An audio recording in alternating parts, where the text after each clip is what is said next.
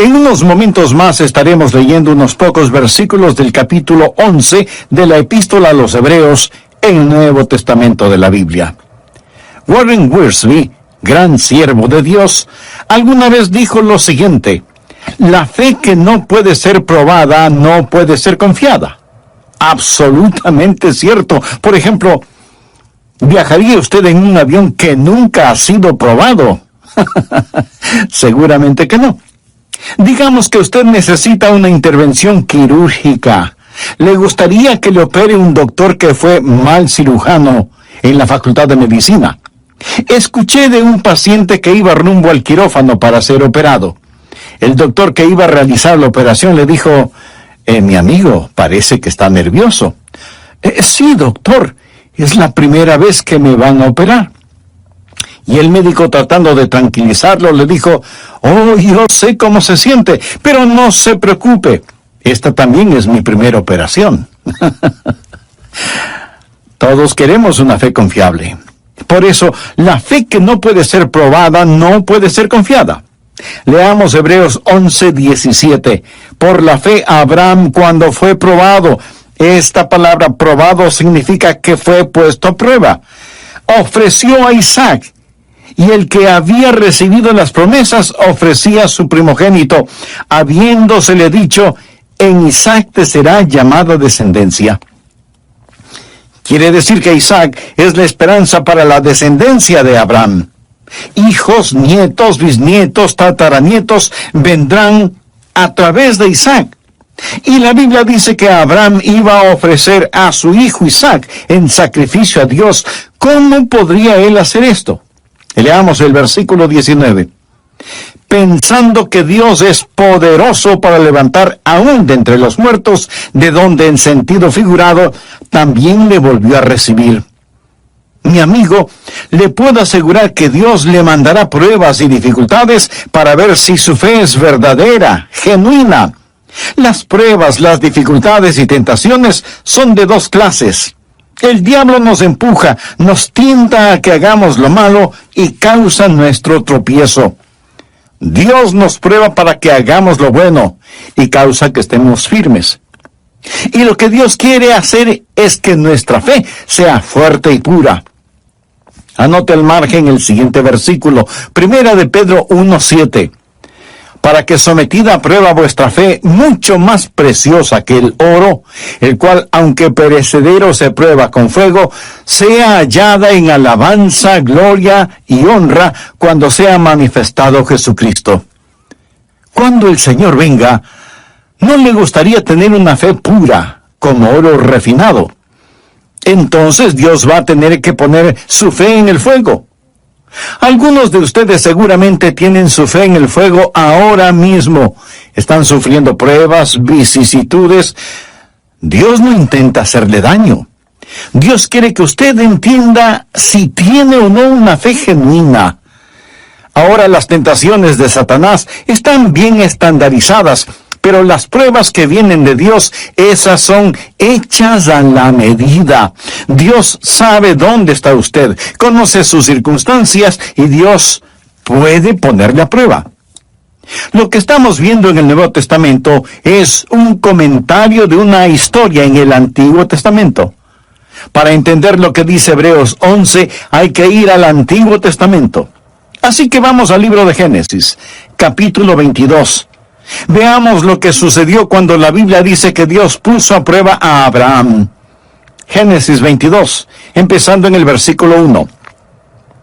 Aconteció después de estas cosas que probó Dios a Abraham y le dijo: Abraham.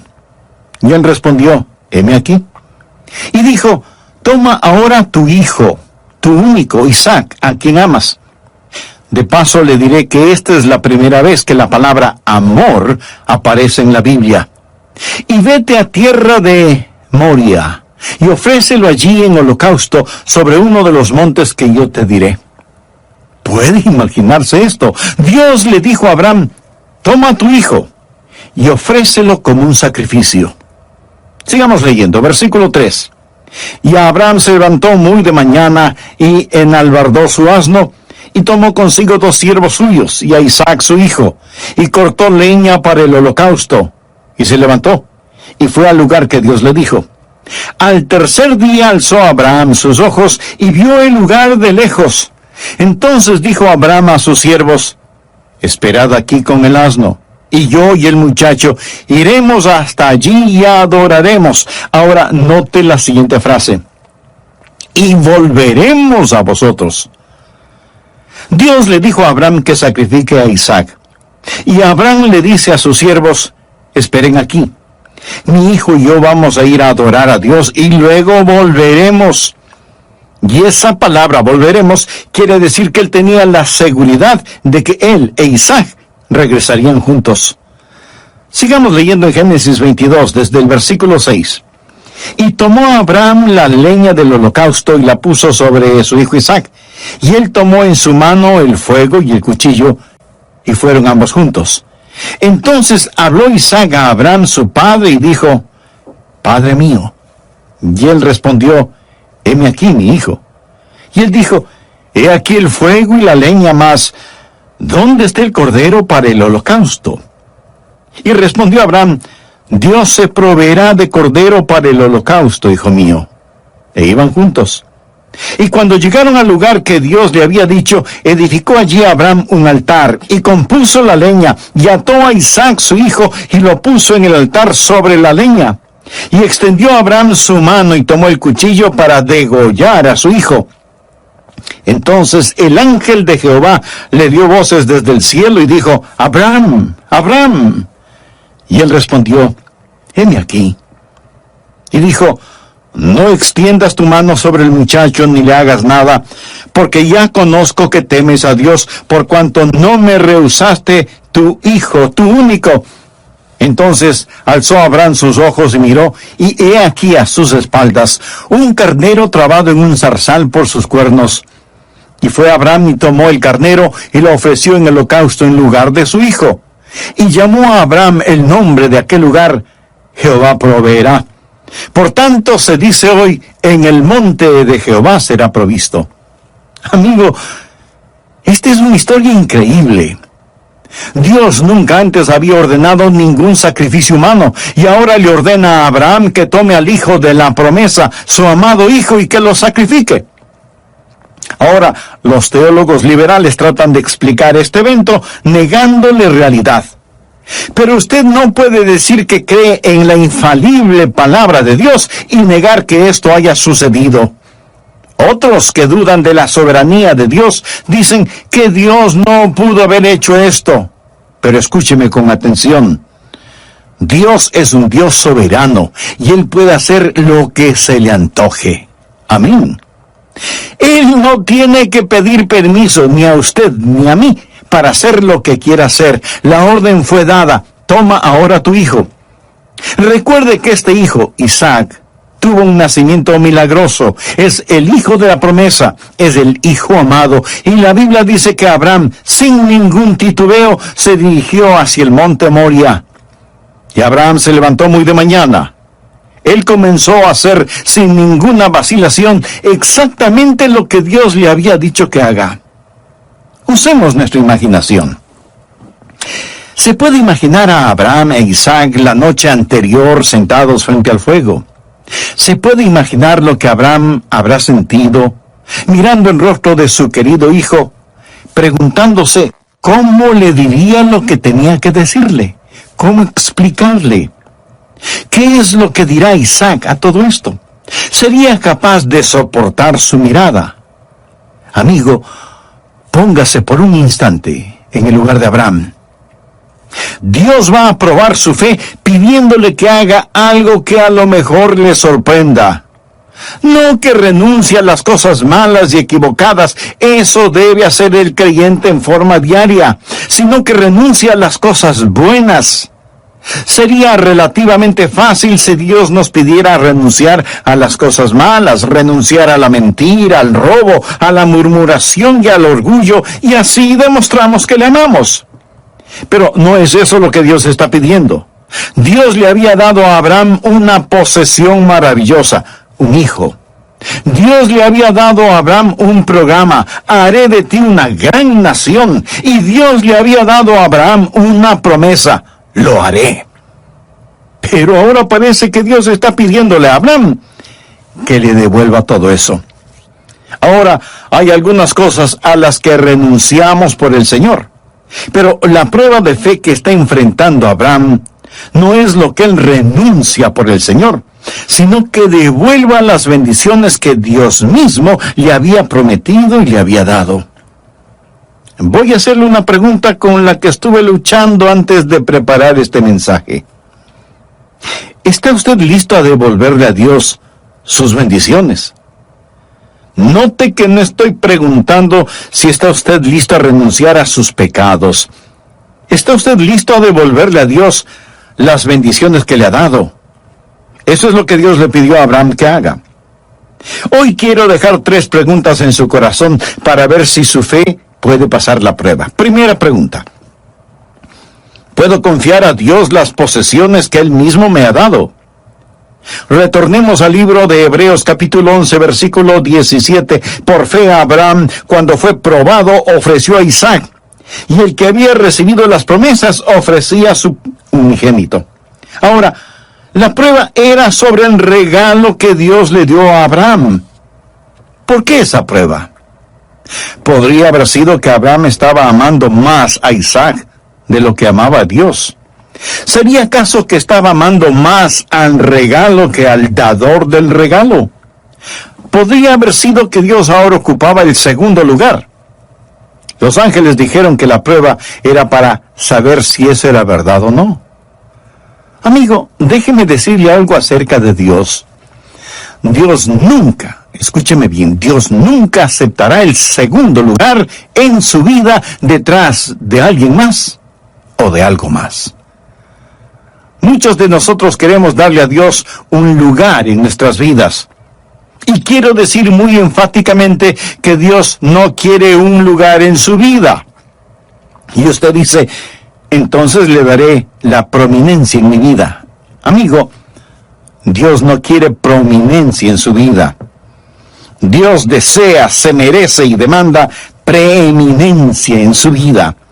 Él jamás será un Dios a medio tiempo compartiendo el trono con alguien más. Y si bien es cierto que muchos de nosotros queremos tener a Dios en nuestras vidas, ¿cuántos de nosotros decimos: Señor, te amo en forma suprema? Debemos tener cuidado de que nuestras bendiciones no se tornen maldiciones. Anote al margen el siguiente versículo, Malaquías 2:2. Si no oyereis, y si no decidís de corazón dar gloria a mi nombre, ha dicho Jehová de los ejércitos, enviaré maldición sobre vosotros. Ahora ponga mucha atención a lo que sigue. Y aún las he maldecido porque no os habéis decidido de corazón. ¿Se da cuenta? Maldeciré tus bendiciones. Las bendiciones pueden tornarse maldiciones porque, como lo dice el Señor, no os habéis decidido de corazón. ¿Me permite decirle qué hay de malo en la actualidad en nuestra nación bendecida por Dios? Dios ha empezado a maldecir nuestras bendiciones. Nosotros hemos sido bendecidos como ninguna otra nación sobre la faz de la tierra, y sin embargo estamos escupiendo en la cara de Dios. Más vilezas, más inmoralidad, más asesinatos de los que no nacen, más desprecio por Dios, más arrogancia caminando sobre la tierra. Hemos puesto a Dios a un lado y nos hemos concentrado en vanagloriarnos con nuestras bendiciones. Mi país ha sido sumamente bendecido, pero temo que Dios comenzará a cambiar nuestras bendiciones en maldiciones, a menos que retornemos hacia el todopoderoso Dios. ¿Eso no le asusta a usted? Pues a mí sí. Dios no aceptará el segundo lugar detrás de alguien o de algo. Abraham no hizo nada de malo al amar a su hijo. Yo amo a mis hijos con todo mi corazón.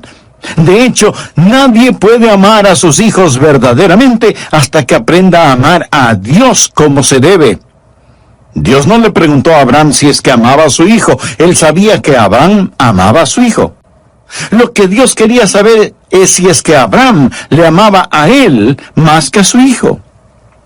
Después de la resurrección, Jesús le preguntó a Simón Pedro: Simón, hijo de Jonás, ¿me amas más que estos? Algunas personas piensan que Jesús quiso decir: me amas más de lo que los otros discípulos me aman. Yo no creo que es así. Pienso que Jesús está allí, parado en la playa, hablando con Simón, y le pregunta: Simón, ¿me amas más que tus hermanos? ¿Me amas más de lo que amas la pesca, y el barco, y las redes, y esta forma de vida? ¿Me amas más que a todas estas cosas? Porque te digo, Simón, hijo de Jonás, que yo no aceptaré el segundo lugar en tu vida. La prueba de la fe no es primordialmente entre el odio y el amor, sino entre dos amores, aquello que amamos mucho y aquellos que amamos en forma suprema. Esta es la pregunta que me hice a mí mismo antes de poder predicar este mensaje. Adrián, ¿tienes en tu corazón algún amor que es más grande que tu amor por Jesús? Mi amigo, le desafío a que se haga usted la misma pregunta.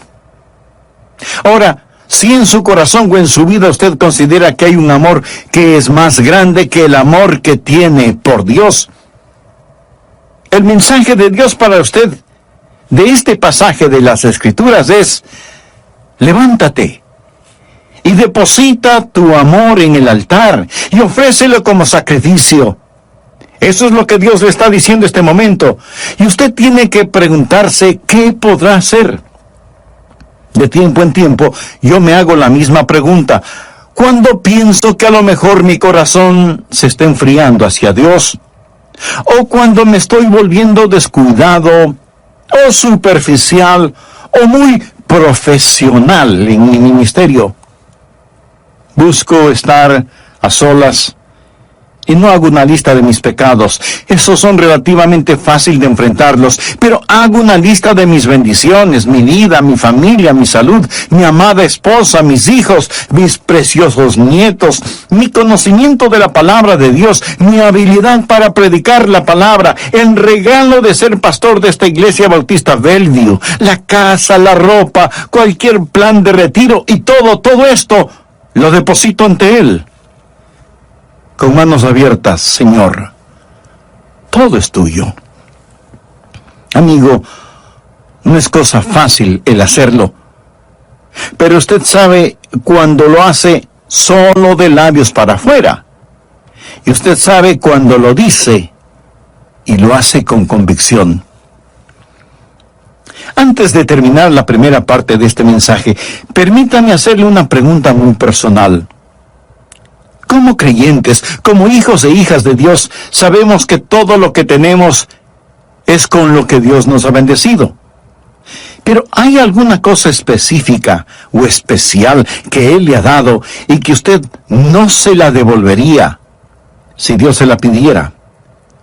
¿Hay algo que usted no entregaría voluntariamente a Dios si Él se lo solicitara? Usted podrá decir: Dios, tú mismo me diste esto, ¿por qué me pides que te lo devuelva? Amigo, ese no es asunto suyo. Dios tiene sus propias razones y de ninguna manera está obligado a darnos explicaciones. ¿Hay alguna cosa en su vida que usted no entregaría voluntariamente a Dios si es que Él se lo pidiera? Escúcheme, cualquier cosa que Dios le haya dado, usted puede confiársela. Y cualquier cosa que no le haya dado, aunque usted se lo haya pedido, es porque no la necesita. Sí, Dios le dio a Abraham un hijo y luego le pidió que lo llevara al monte Moria y que allí sobre el altar lo sacrifique. La prueba de la fe.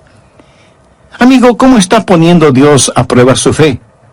O tal vez, más bien debo preguntar, ¿tiene usted fe en Dios? ¿Cree usted en Dios? ¿Entiende el simbolismo del carnero enredado entre las zarzas como una prefigura del sacrificio de Cristo en el Calvario? Por fe, ha invitado a Jesús a su corazón, lo ha recibido como su Señor y Salvador. Bien puede hacerlo ahora mismo si repite conmigo la siguiente oración. Querido Dios, vengo a depositar mi fe en ti. Ahora entiendo que todo cuanto tengo tú me lo has dado y te pertenece. Y aún por medio de tu Hijo, el Señor Jesucristo, quieres darme perdón y vida eterna junto a ti. Señor Jesús, te recibo como mi Salvador y deseo que seas el Señor de mi vida. Puede ser probada, no puede ser confiada. Y eso es absolutamente cierto. Por ejemplo, si usted necesita una intervención quirúrgica, ¿se dejaría operar por un doctor que es un mal cirujano? Probablemente no. ¿O aceptaría viajar en un avión que nunca ha sido probado? Mi amigo, todos los seres humanos queremos tener una fe confiable. Por eso, la fe que no puede ser probada no puede ser confiada. Ahora bien, le puedo asegurar que Dios le mandará pruebas y dificultades para ver si su fe es verdadera, genuina. Las pruebas, dificultades y tentaciones son de dos clases. El diablo nos empuja a que hagamos lo malo y causa así nuestro tropiezo espiritual. Dios nos prueba para que hagamos lo bueno y causa así que estemos firmes en nuestra vida espiritual. Y Dios quiere que nuestra fe sea fuerte y pura. Por favor, anote al margen el siguiente versículo, 1 de Pedro 1:7. Para que sometida a prueba vuestra fe, mucho más preciosa que el oro, el cual, aunque perecedero se prueba con fuego, sea hallada en alabanza, gloria y honra cuando sea manifestado Jesucristo. Cuando el Señor venga, ¿no le gustaría tener una fe pura como oro refinado? Entonces Dios va a tener que poner su fe en el fuego. Algunos de ustedes seguramente tienen su fe en el fuego ahora mismo. Están sufriendo pruebas, vicisitudes y hasta tragedias. Escúcheme. Dios no intenta hacerle daño. Más bien, Dios quiere que usted entienda si tiene o no una fe genuina. Y Dios va a probar su fe pidiéndole que haga algo que a lo mejor le sorprenda.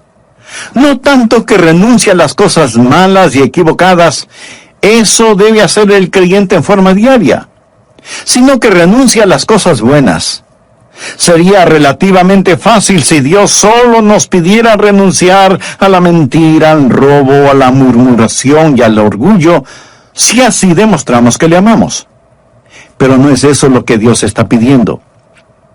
Dios le había dado a Abraham una posesión maravillosa, un hijo. Dios le había dado a Abraham un programa, haré de ti una gran nación, y Dios le había prometido que lo haría, pero ahora parece que Dios está pidiéndole a Abraham que le devuelva todo eso. Ahora, hay algunas cosas a las que renunciamos por el Señor, pero la prueba de fe que enfrentó Abraham no fue lo que él renunciaba por el Señor, sino que tenía que devolver las bendiciones y promesas que Dios mismo le había dado.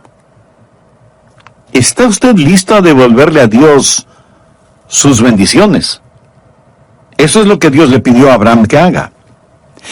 Quiero dejar 3 preguntas en su corazón para ver si su fe puede pasar la prueba. Pregunta número 1. ¿Puedo confiar a Dios las posesiones que Él mismo me ha dado? Leamos Hebreos 11:17. Por fe, Abraham, cuando fue probado, ofreció a Isaac, y el que había recibido las promesas, ofrecía su unigénito. Ahora, la prueba era sobre el regalo que Dios le dio a Abraham. ¿Por qué esa prueba? Podría haber sido que Abraham estaba amando más a Isaac de lo que amaba a Dios. ¿Sería acaso que estaba amando más al regalo que al dador del regalo? Podría haber sido que Dios ahora ocupaba un segundo lugar. Amigo, déjeme decirle algo acerca de Dios. Él nunca, escúcheme bien, nunca aceptará el segundo lugar en su vida detrás de alguien más o de algo más. Abraham no hizo nada de malo amando a su hijo. Yo amo a mis hijos con todo mi corazón. De hecho, nadie puede amar a sus hijos verdaderamente hasta que aprenda a amar a Dios como se debe. Y Dios no le preguntó a Abraham si es que amaba a su hijo. Él sabía que Abraham amaba a su hijo. Lo que Dios quería saber es si es que Abraham le amaba a él más que a su hijo. Ahora escúcheme.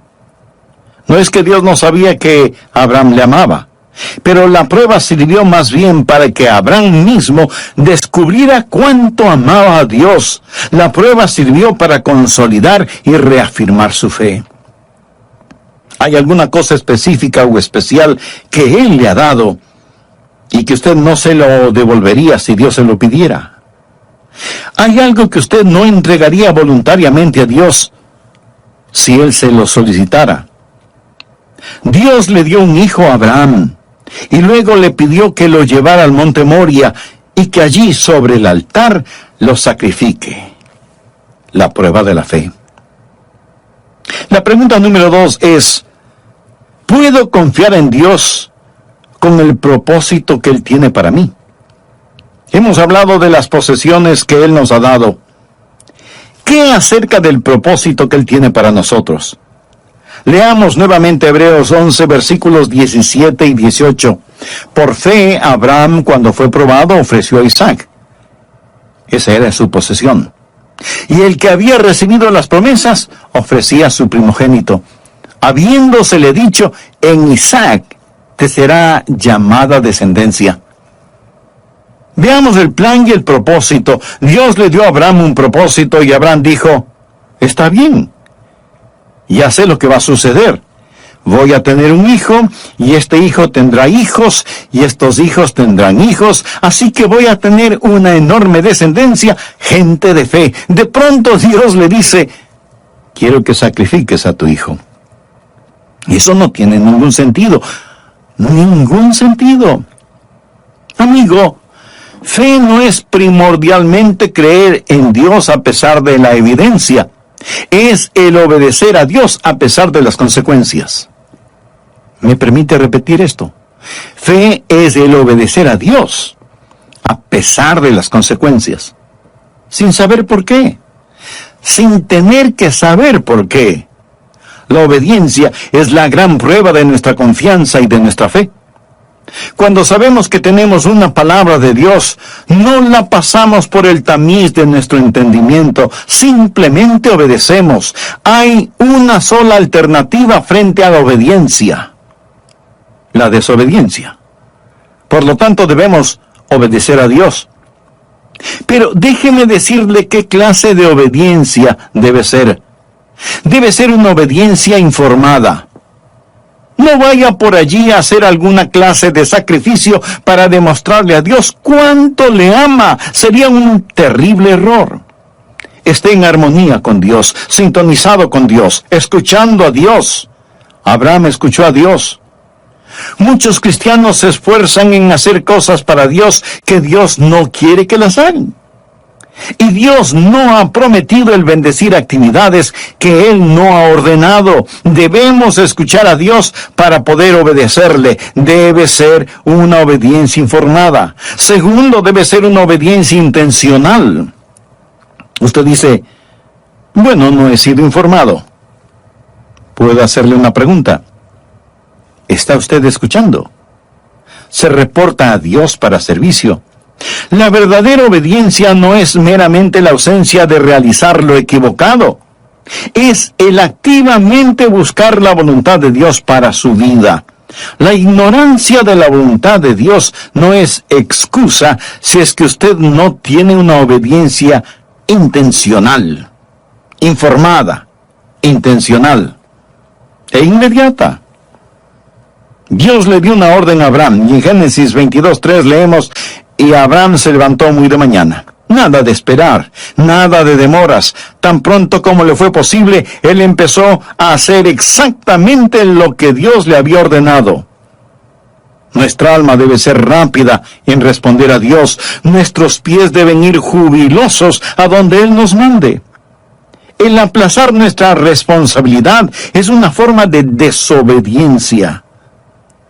Dios le ha ordenado el decir algo, dar algo, hacer algo, y usted está esperando quién sabe qué, o aplazando lo que debe hacer. No espere. La verdadera obediencia es inmediata.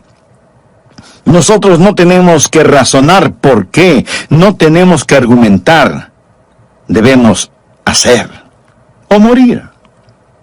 Alguna vez la prueba vendrá, y si usted no obedece de inmediato, puede verse en serios problemas.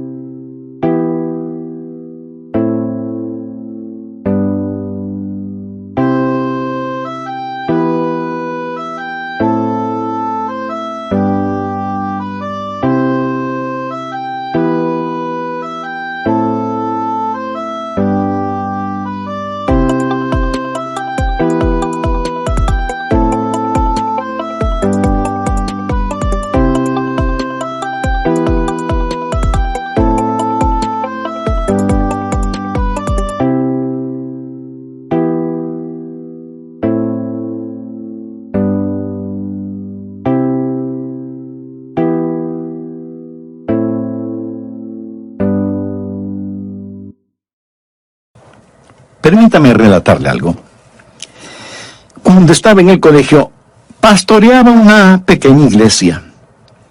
40 o 50 personas, era una muy buena asistencia al servicio dominical. Yo amaba a esos hermanos.